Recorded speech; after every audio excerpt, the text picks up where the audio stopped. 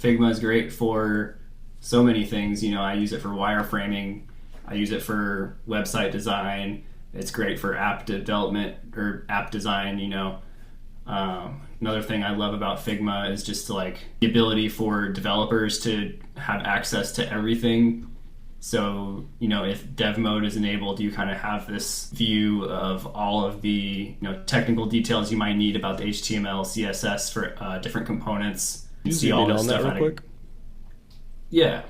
So yeah, you can select like an element here.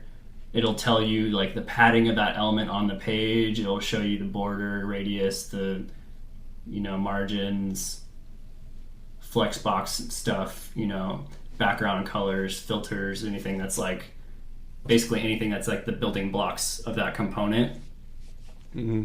So like it's like every developer's wet dream is to have all this stuff figured out, and it's like the designer is usually not going to be able to tell you that unless they're super talented and can do both things. So that's a huge part for me.